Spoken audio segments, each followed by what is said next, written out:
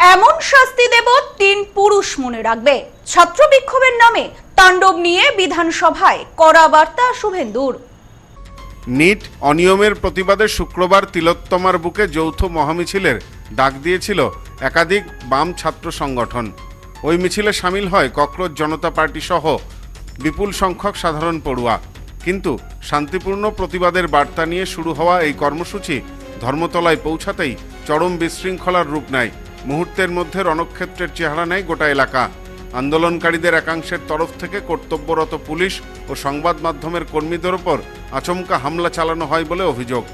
এই ঘটনার পর শুক্রবারই আহত সাংবাদিকদের সাথে ব্যক্তিগতভাবে সাক্ষাৎ করে তাদের পাশে থাকার আশ্বাস দেন রাজ্যের মুখ্যমন্ত্রী শুভেন্দু অধিকারী।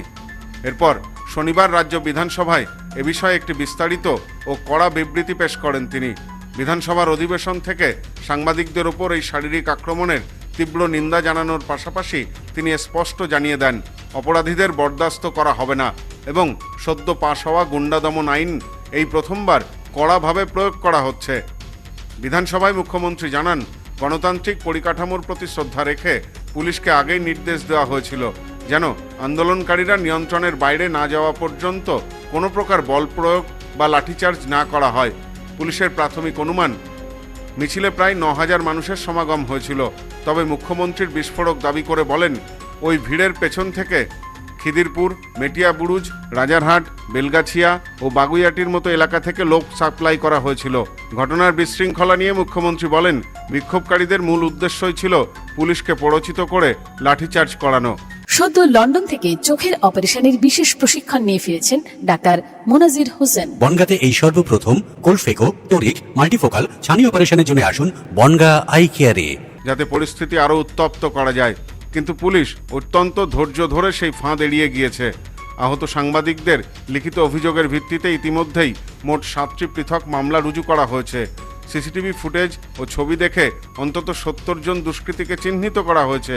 মুখ্যমন্ত্রী আরও দাবি করেন, চিহ্নিত এই 70 জনের মধ্যে একজনও প্রকৃত ছাত্র, নিট আন্দোলনকারী কিংবা নিজেকে ককরোচ পার্টির সদস্য বলে দাবি করা ব্যক্তি নন। এরা প্রত্যেকেই বহিরাগত দুষ্কৃতী। বিধানসভায় দাঁড়িয়ে 5 জন মূল অভিযুক্তের নাম ঘোষণা করে মুখ্যমন্ত্রী হুঁশিয়ারি দেন, এই 5 গুন্ডার নাম এখানে ঘোষণা করলাম। বিধানসভায় সদ্য পাশ হওয়া গুন্ডা দমন আইনে এদের বিরুদ্ধে এমন দৃষ্টান্তমূলক প্রশাসনিক ব্যবস্থা নেওয়া হবে যাতে এরা একদিন নয়, এদের 3 পুরুষ মনে রাখে। এই কারণেই এই আইন আনা হয়েছিল। প্রায় 70 জনকে চিহ্নিত করা হয়েছে, যাদের একজনও ছাত্র নয়, যারা একজনও সেলফ ডিক্লেয়ার ককরোচ পার্টির মেম্বার নয়, যারা একজনও নিট সংক্রান্ত আন্দোলনকারীদের অংশ নয়। কুখ্যাত লোকের নাম আমি এখানে বলছি, যাদেরকে আমরা ছাড়বো না। আরো বাকিগুলোর নাম তো আমি এখানে বলে সময় নষ্ট করব না। Afroz of Rajabagan, Nahid of Khidirpur, Tanveer and Nizam of Ekbalpur, Rahul Jamal of Watgunge. এই 5টা গুন্ডার নাম আমি এখানে ঘোষণা করলাম। গুন্ডা দমন আইনে এমন ব্যবস্থা নেব যাতে একদিন নয়, এই গুন্ডাদের 3 পুরুষ মনে রাখে।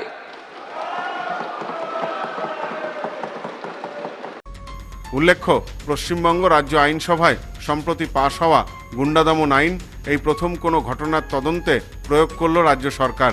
মুখ্যমন্ত্রী শুভেন্দু অধিকারী সাফ জানিয়ে দিয়েছেন, অরাজকতা সৃষ্টিকারী বহিরাগত দুষ্কৃতীদের কঠোরতম শাস্তি নিশ্চিত করতেই সরকার এই আইনের পূর্ণ ব্যবহার করবে। Bureau report, News Nomansland, Kolkata. গ্রহরত্ন কথা বলে, সঠিক রত্ন চিনে নিতে হয়। খাঁটি গ্রহরত্ন পেতে আজই আসুন নিউ এমডি জেমসে। আমাদের এখানে পাবেন রুবি, নীলা, পান্না, ক্যাটসাই, হিরে, মুক্ত, পোখরাজ, গোমেদ সহ সমস্ত রত্ন। এছাড়াও মুক্ত ও ক্রিস্টালের হার, ব্রেসলেট, ডায়মন্ডের নোজ পিন আমাদের কাছেই সব থেকে কম দামে পাবেন। পাবেন বিভিন্ন ধরনের rudraksha. New MD Gems, Bichulihata, Bongaon. Mobile number 8967237446।